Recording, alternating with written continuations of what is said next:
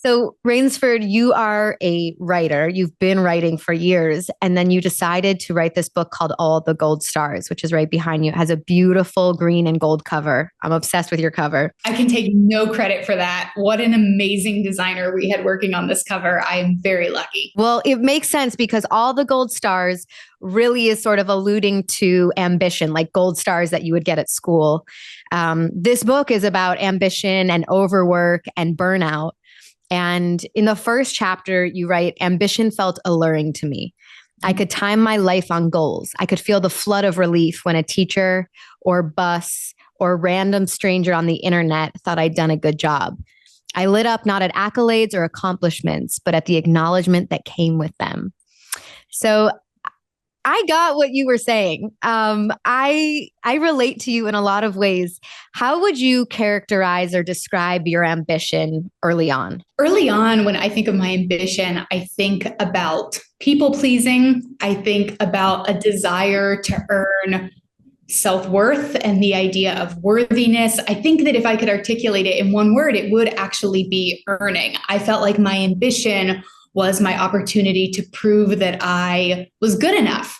And so, whereas I think other people were really focused on a specific goal or getting a straight A, what felt so alluring to me was not really getting the gold star, so to speak. It was that I had poured my entire self into something and that maybe I would feel worthy on the other side of that. And it's really interesting to think back now as an adult, how early that manifested. I don't think obviously I would have articulated it that way when I was an elementary schooler, a middle schooler, but I think that that was kind of the constant current running through my ambition, was this desire to feel safe and secure and good enough. This is a lofty question, but your attachment to ambition, like you said, in many ways was tied to self-worth. Mm-hmm. Have you sort of unpacked, having written this book and I'm sure done therapy, have you unpacked where your attachment to ambition came from? Oh my gosh. Yes. So many different facets of that. I really do think it's one of those things where it was a lot of threads tied together. And I think that honestly, having the conversations I got to have while reporting this book really helped me think more critically about not just how my own ambition manifested, but my own relationship to it. So as some backstory, I'm chronically ill and I have obsessive compulsive disorder. And now it is very easy for me to kind of see the pattern that when I felt out of control in my own body, when I felt a little bit out of control in my own mind, ambition kind of became an outlet for that. I knew I couldn't control outcomes. I couldn't control, if I got cast as the part I wanted in the childhood dance performance, but I could be the one that showed up early and the one that stayed late. I may not be able to control getting an A on a test, but I could certainly control the amount of hours I put into overdoing my homework. And I think the slippery thing about all of that is that on the surface, it looks like really positive things. It looks like somebody who's hardworking or diligent or all of these good qualities that we tend to align with a certain kind of ambition that presents in a certain way. And I think that the detrimental aspect of that is I didn't realize how much it was mapping on to these other parts of my life, to OCD, to very low self-esteem, to feeling like I was an imposter in a lot of the things I wanted to do or the work that I was passionate about. And I think that it kind of trickled into not necessarily being ambitious because I cared so much, but being ambitious because I was trying to protect myself. I was trying to make sure everything was going to be okay. Yeah, the protection is such a huge aspect of that. One of the quotes I wrote down that stood out to me is when you said, if ambition felt like such a part of me that it was responsible for all the good stuff, what bad habits or mistakes or misprioritization had my own ambition enabled? So you mentioned some of those negative things that it enabled. At what point did you decide that you needed to reflect on your own ambition? This is so funny because basically my first book was about to come out, which was about expectations and young adulthood, and really talked mostly to people in their late teens and early 20s about this pressure to have the time of your life that we know is not happening for people for personal reasons and really structural reasons, where there's a lot of systemic factors that kind of come to fruition in adulthood. So I had been doing all of this research. I had been doing work that I was really passionate about on top of work I needed to do to pay my bills. And it was one of those moments where there was just kind of a cascade of hard life things all at once. My health was getting worse and no one could figure out why. I was going through a lot of interpersonal struggles just in my relationships. Everything felt like it was in flux and falling apart at once. And my default setting before was to double down and get more ambitious when I felt like I was in crisis. That was kind of my crisis response, as silly as it sounds. I was going to start a new project. I was going to be the person that organized everything. I was going to make sure everyone else was okay. And it's like my second gear had gotten stuck. All of a sudden, I couldn't push through at work and I couldn't show up the way I wanted to show up personally. And it felt beyond drained. It felt as though I had lost a sense of self and was sort of staring at who I used to be through this fog and wondering why I couldn't get back to that person. And so I started thinking about ambition in relation to that, and where had my ambition gone, and had I lost it, and who was I without it? And the more conversations I had with people, the more I realized that ambition intersects with so much of how we think of work, of how we think of earning it, of how we think of deservedness. It bumps up against all of these different structural or systemic issues. And that's when the reporter, writer part of my brain got involved and was like, I don't want to just think about my own ambition. I want to talk to a lot of other people who know more and who feel more about theirs. And I think it was through those conversations that it showed me a different way forward for myself as well. So you decide to interview people about ambition, and throughout your book, you did interviews with students and parents and psychologists and even labor organizers, workers.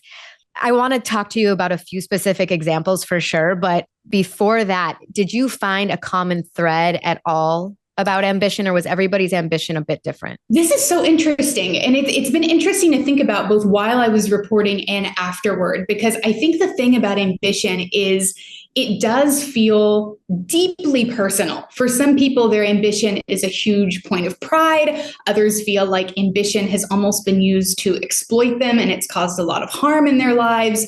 But everyone talked about the different structural factors that enabled or upheld a certain social script of who an ambitious person was supposed to be. What kind of things did they do? What kind of timeline did they do them on? And I was really interested to see how in every single conversation, it pointed back to these larger structural crises, honestly, and lack of resources that kind of led to lack of choices or feeling like lack of agency in how you wanted ambition to inform your life and your choices. So I think that as wild as it sounds, that was kind of the common thread.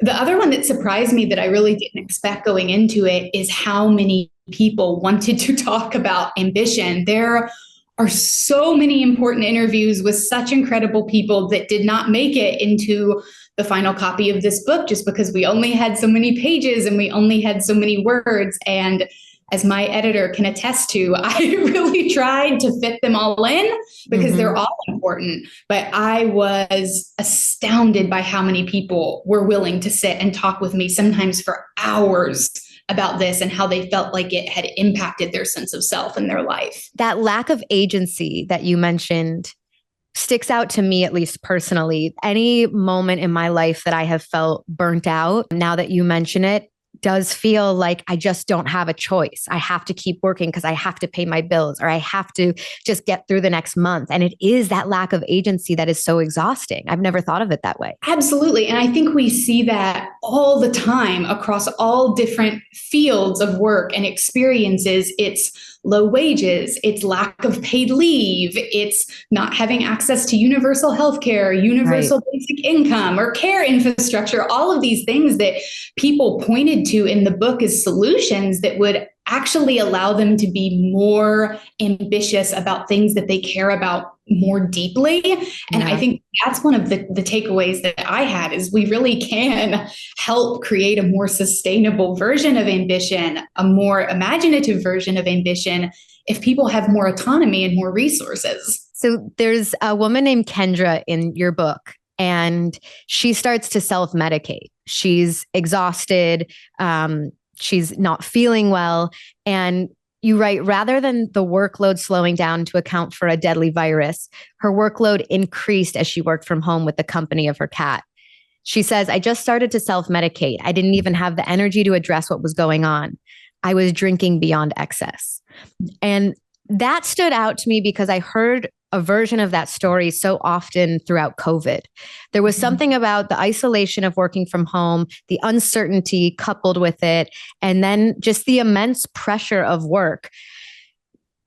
What's the line between burnout and exhaustion? First of all, Kendra is an incredible human being. I am so honored to have that conversation in the book and so grateful for what was shared in that conversation. Yeah. I think the line between burnout and exhaustion, I think, first of all, they go hand in hand and they relate to each other. I think that one kind of begets the other. I think that when we're burnt out, to me, burnout is a systemic and structural crisis.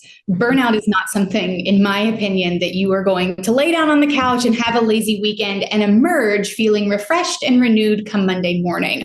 I think burnout is a depletion of resources, a lack of access to meaningful, sustainable support, and I think a lack of access to sustainable work or personal situations overall. I think exhaustion can come from burnout and be a result of burnout, but to me, exhaustion is something where we need to take care of ourselves, where we know we need that rest. Burnout, I think, is the aftermath of total structural crises that have dumped the burden of those crises on individuals and told them, if you work a little bit harder, if you do a little bit more, if you log more hours, it's all going to be okay. And I think what people are narrating all over the place is that it's really not okay, and that the work is not fixing any problems. In some ways, it is creating more of them. Have you felt burnt out before? Oh my gosh. Honestly, I think in retrospect, I think when I started having this loss of ambition or this crisis of ambition, I think I was so burnt out and so fried. I don't even think I would have been able to articulate that to you.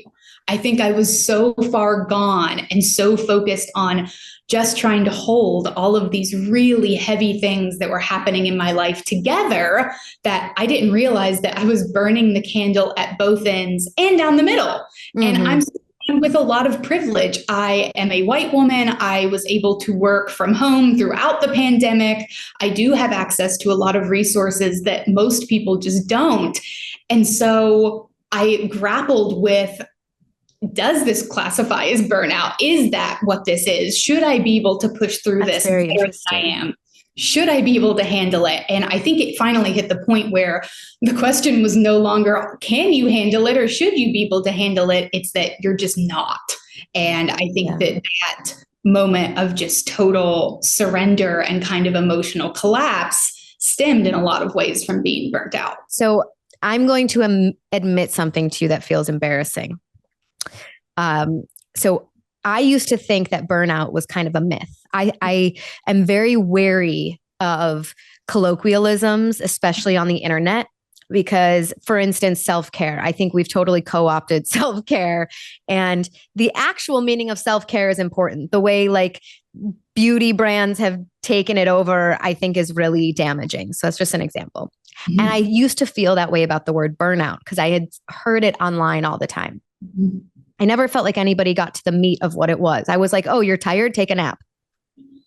And then this year, I got to a point where, and I won't bore you with the steps leading up to it, but I got to a point where I was in New York for work, and I pushed through that final day of work, and I got to my friend's house and I collapsed on the couch and I started bawling. And they said, what's wrong? And I tried to explain it. And they were like, well, it sounds like you need to rest. Mm-hmm. And the words out of my mouth were this: there is no amount of sleep that can cure what I'm feeling. Like there's no amount of rest. It's not about rest. But I didn't have the words to explain what was going on. And your book gave me those words. I've never heard anybody articulate it the way you do, because it's sort of this obtuse philosophical idea, and you made it really, really practical. But you don't think of ambition as a negative thing. You're just calling out the systemic issues there. So I guess that story aside, the systemic issues is what I kept coming back to. And I sort of had this thought, like, is there this consensus that we all just girl bossed too hard, realized it sucked, or were girls raised to be perfect without complaining, perfect without looking like you're trying hard, but on the inside trying really hard? And is it the double bind that's exhausting? Like, were you able to unravel sort of what it is? Oh my gosh. I think that there's so much. I think, first of all, I don't think ambition can be separated from the different cultural, structural, institutional forces that shape it and context that it kind of exists in. I think that when you go back to researchers who have looked at kind of the origins of ambition and where the roots come from, I think that it's important to name that a lot of those origins, a lot of those norms were grounded in a kind of ambition that was predominantly white. It was predominantly male, cisgender, able-bodied, usually with some access to resources. And again, kind of the autonomy of having choices. And I think we can see that all the time in how ambition shows up now. I think it's in whose ambition is celebrated versus whose ambition is tolerated. What do you mean by that? Can you give me an example? Oh my gosh, I think that there are so many. I think that you can take it from sort of the social script of achievement angle where, we celebrate things like college graduations, and that's a wonderful thing to celebrate. What are we not acknowledging that young people are doing or that people of all ages are doing? There was a source that I spoke to in the book, Asia, who talked about earning her associate's degree, taking care of her son, who she had when she was a teenager, and having this epiphany when she was in high school with her child, where all of a sudden people stopped asking her questions about her future. They stopped asking if she wanted to go to college. They stopped asking what she saw for herself. And she was a very ambitious person. This was a young parent who was navigating housing insecurity, who was doing the best she could for her child, who was working, who was going to school. And yet, as Asia pointed out, she was not thought of as an ambitious person. And I think that that is a total structural failing and the most unimaginative idea we could have about ambition, that it only looks one way, that it can only be for one kind of person who does one type of work in one kind of order. And I think about that example all the time, first of all, because getting to talk to her was a pleasure, but also because it shows how limiting the norms of ambition are. And I think that when we zoom out and look at the broader context of systemic racism in this country, lack of resources, who is underpaid, who's living in an environment and having access to jobs that are dignified and are safe, who is given the opportunity to pause long enough and think, okay, what am I ambitious about? What brings meaning to my life? And I think that it can kind of go both ways, because I think ambition is in some ways a privilege to have the chance to slow down and even think about what you want your aspirations to be, to even have that moment in the day where you think about that clarity. And then I think on the other hand, it's kind of used in a way where people are supposed to out-ambition structural forces and structural barriers to them getting what they need to thrive. And I think that that's bound up in how we think about ambition, our own navigation of ambition, but also how it's kind of used structurally to reinforce really harmful barriers to everyone having what they need. I like that you brought up Asia, because I wrote down this quote from her chapter. She said, "I just want to be ambitious about caring for myself and caring for the people I love. Though ambition is often tied to material things, Asia's getting more ambitious about her values. One example that comes to mind is when she was recruited to lead communications for a huge organization. a role that came with a significant title and, in theory, a bigger role? The answer was a hard no. And Asia says, I'm really ambitious about doing the least. And that's a sentiment that I hear echoed on TikTok all the time. We keep hearing about soft girl era.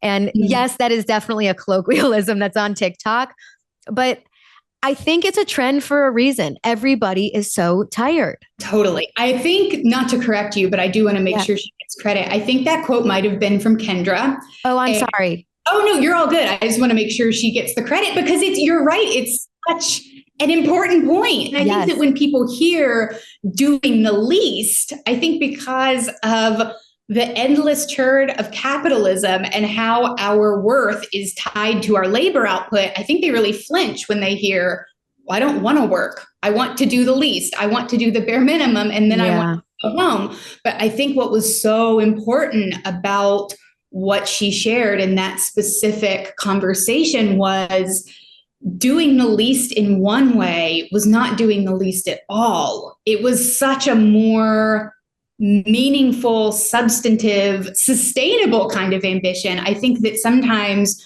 doing the least in one area actually lets us be a lot more ambitious about some of the others, as backward as that might sound. So do you kind of feel like in a pragmatic way, because most of us have to work for money, obviously, do you think the answer is that there are seasons in life and you can be ambitious about different things at different times? I think that that's definitely true. I think that, again, just because of what I've heard in the reporting, I think that sometimes collectively we act like this is a problem without a solution. And what I loved about the people that I spoke to is they pointed to really concrete policy solutions that would absolve a lot of this stress and strain around work. And I think what was so important about that is people weren't describing not working or not caring about something. They cared about so much. Right. I think it's just that when people have resources, we give them the capacity to own their time.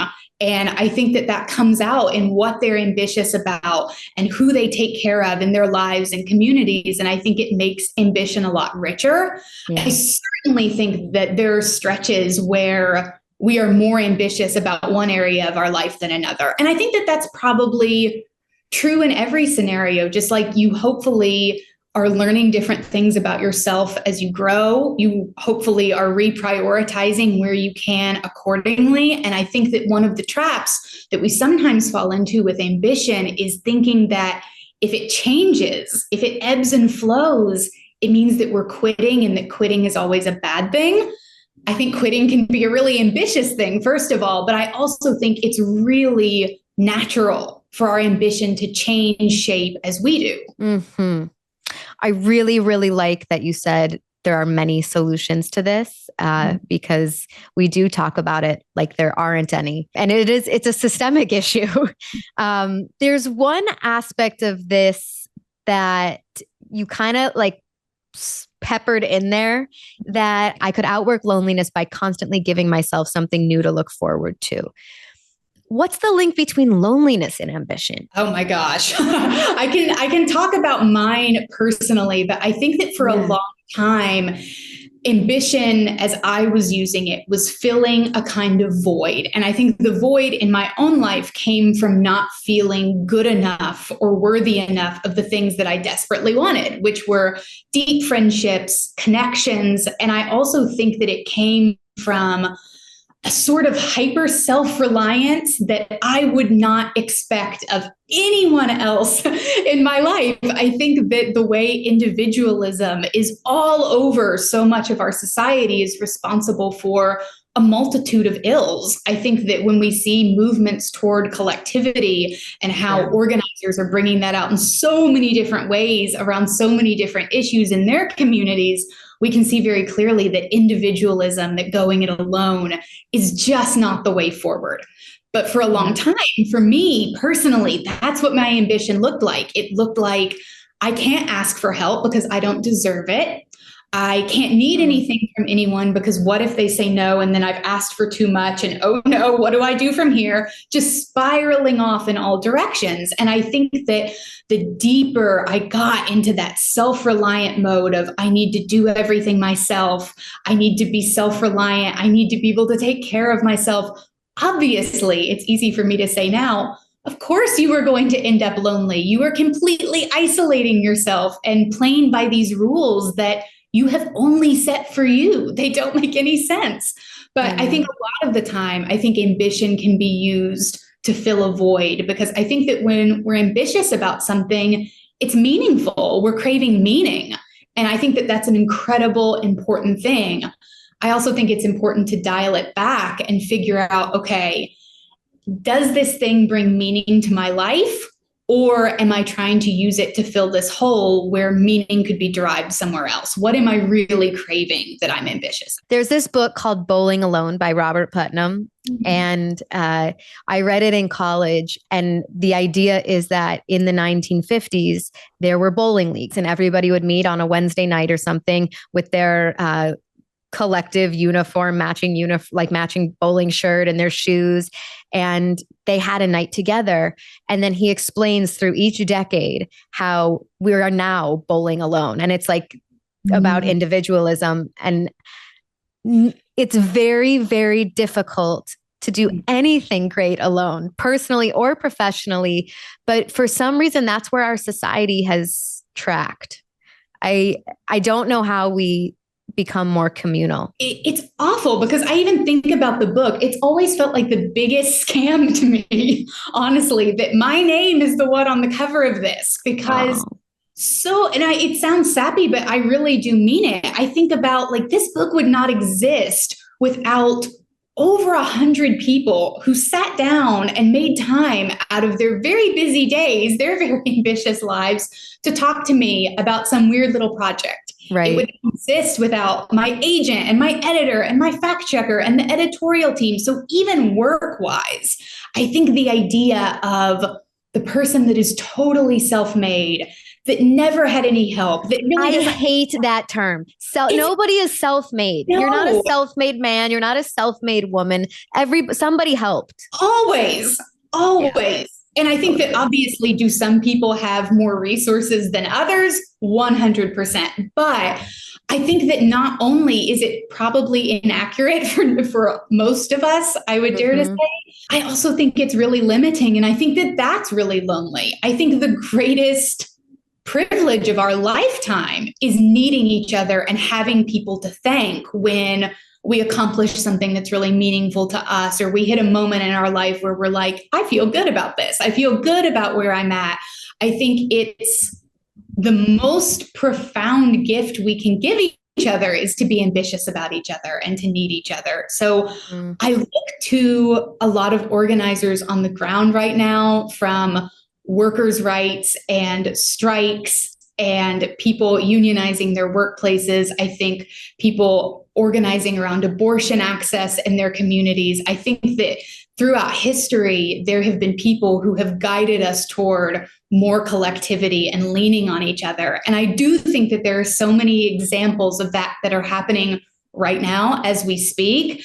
And I think that the more conversations we have with each other about how limiting this idea of the individual going it alone is, I think we open up even more opportunities to connect with each other. And I do think that that's a worthy thing to be ambitious for. How do you determine or take stock in your ambition? What questions do I ask to say, okay, is this valuable ambition or is this wounding ambition? I think that what came through in the research and over the course of conversations with people who are much smarter about all this than me is that where ambition can become harmful is when it starts eclipsing all of your other needs. For example, your need for rest, your need for belonging, your need for community, when it is so one track and so all consuming that all of a sudden it kind of cancels everything else out. that's when we've started to dip into territory where it can be really harmful to well-being.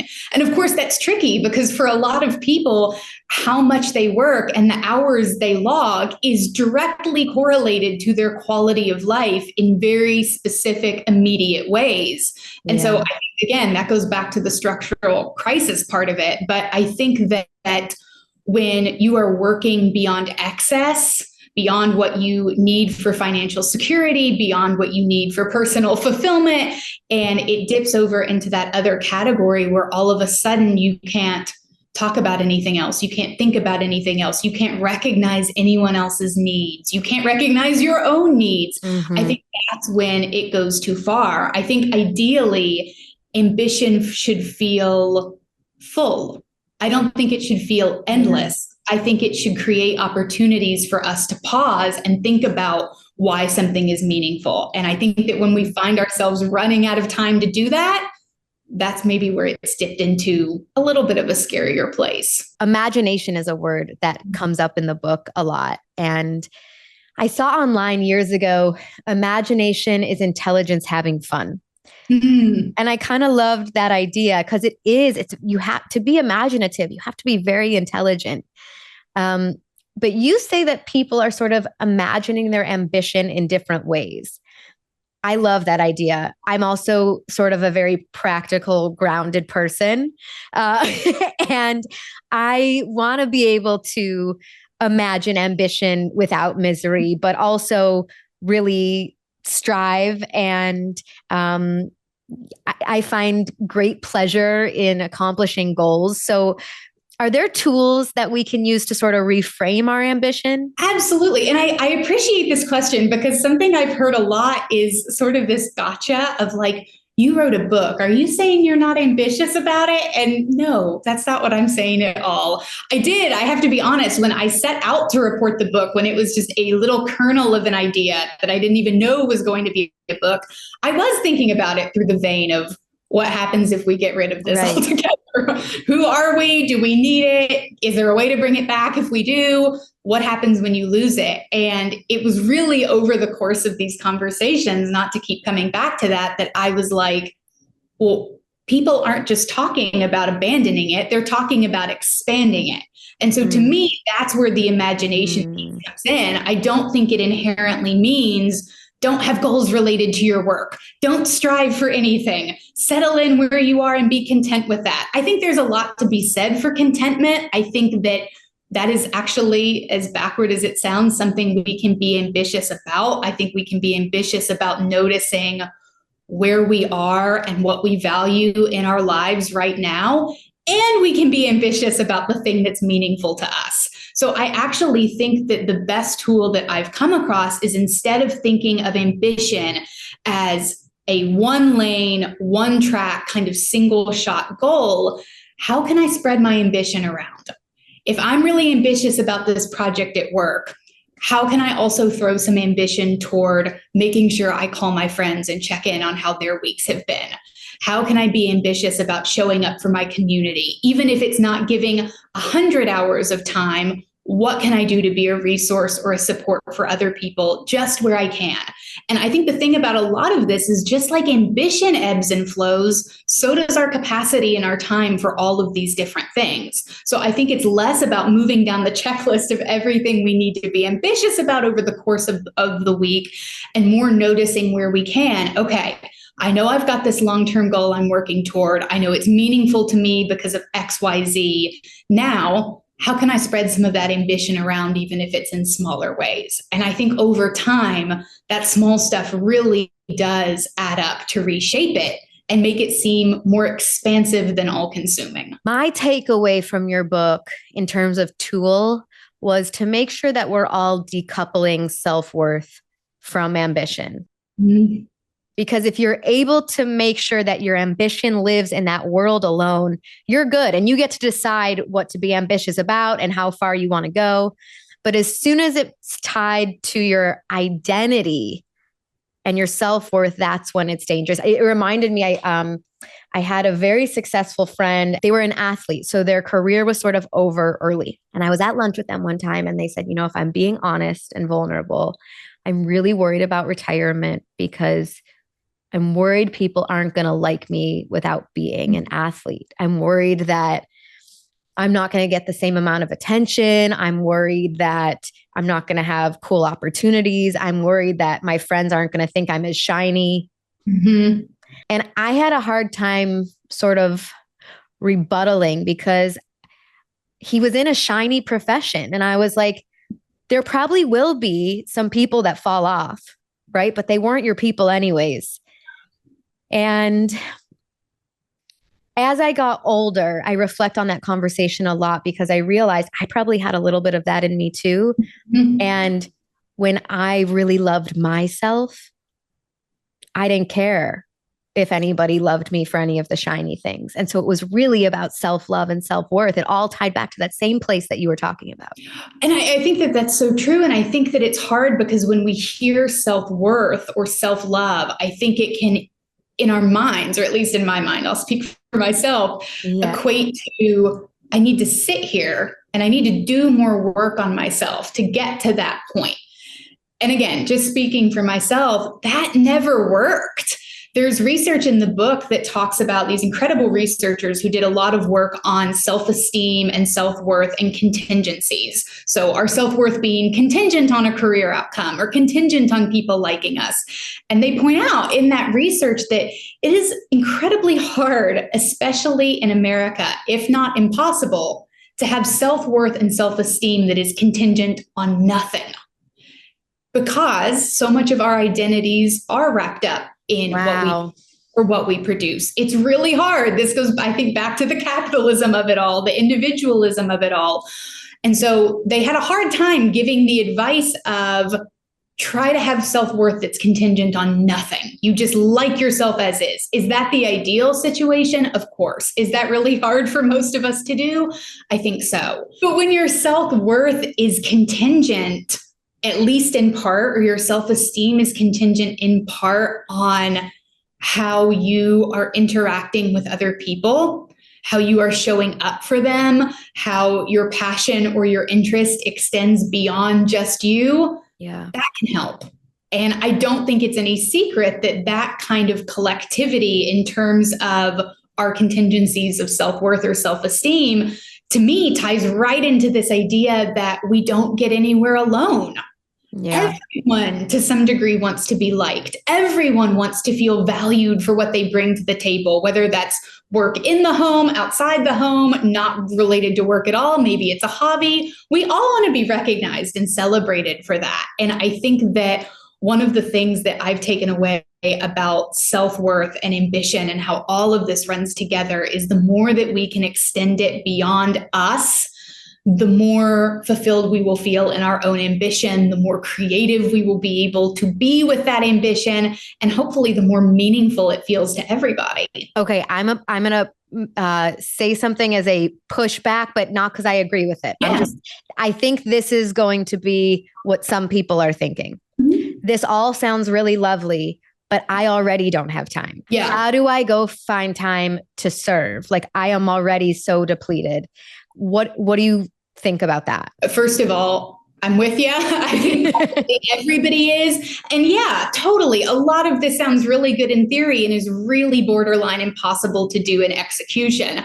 But I do think it's one of those instances where even starting small, even starting inconsistently matters than not starting at all. Yeah. I talked to some researchers in the book who did a lot of work around mutual aid. And what they stressed is there can kind of be this default setting that we have in America where we recognize a problem and we think that we alone need to be the one to start a nonprofit to solve it or an initiative to solve it, when in reality, there are probably more things in our communities that exist for that already. And it's not about being the one who does it the most or does it the best. It's if you're grabbing groceries, can you grab a couple extra things and drop off at a community fridge? It's can you Venmo someone who needs it, $20 if you've got it in your budget?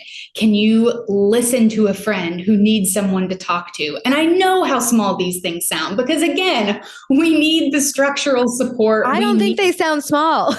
Well, I think in the scheme of things, it can sound small because people were talking about this in the book right alongside, universal basic income, universal healthcare. That would free up a lot of time for us to be more attentive, not just to our needs, but to our community's needs. But I think these small instances where we sometimes feel like we're really doing nothing, and if we can't really do it and really help, why bother? I think bothering, even if it's once a month, even if you've got it in your budget to set up a recurring donation to an organization on the ground in your community, that counts because we are not going to get through it alone. We need one another. And I think that the more we can lean into the fact that this is reciprocal, other people need us, we need other people, our communities need us, we need our communities, the easier it becomes to kind of chip away at building that into the routine. It doesn't have to be everything. It doesn't have to be all of your time. I think that just doing what you can with what you've got is the starting point that at least I have tried to really prioritize in my life, and that I do think is better than doing nothing. Okay, I do some rapid fire questions. So people in your book described being ambitious about friendship, even about fun, and sort of the many forms that community can take. What are you personally being ambitious about right now? Two primary ambitions. I am working with some incredible youth journalists in Kentucky, which is where I'm from. And I am so ambitious about their work, their approach to issues, how they think about it. I'm ambitious about supporting them. And I have two cats. And I'm very ambitious about the cats. Very enthusiastic about that. Unabashedly so. I love that. That's amazing. Okay, what is a book that changed your life? Something you think everybody should read? Oh my gosh. This is an endless list. We'd be here all day. Okay, I'm going to go for one I read recently. You Are Someone You Love by Hannah Matthews, who, among being just a gorgeous writer, is an abortion doula. And it is a gorgeous book. I highly recommend it. Okay, pretty smart question. I'm kind of hoping you get the one that says, what's the best thing you ever quit? But you tell me when to stop. Okay, stop. Oh my gosh. Okay. Oh, this is interesting. What's the earliest memory or example of what success looked like, and how did that impact you? Oh, that's a great question. Particularly for you in this interview. I think it changed. I think that when I was a lot younger, I was a dancer growing up. That's what I wanted to do. I would have said that, getting cast as the lead in something was probably the example of success. But when I look back at it now, I had a teacher when I was in first or second grade who was really into me sitting and writing stories in my shaky little child handwriting. And she was an artist who, when she had time, would draw illustrations for my stories on the back of an envelope or a scrap of paper, just when she could. And that changed the course, I think, of my entire life. And so I think that success for me looked like an adult slowing down to recognize that a kid was really into something and taking it really seriously. And I would love to be that adult for someone. So that's my example of success. That is one of my favorite stories anybody's told on this podcast. Thank you for sharing that. I think about it all the time now. I never would have said that at the time, but now I truly think about it once a week. Okay, my last question. What is the smartest decision you've ever made? Depending on other people. It's a hard one. I have to practice it, consciously practice it. My best friends can tell you every day that needing other people and letting myself have that need. As you say it out loud, it sometimes makes me shudder. Even you saying it gives me permission to need and want that too. I think that your book and your words will do that for a lot of people. Thank you. That is the biggest compliment.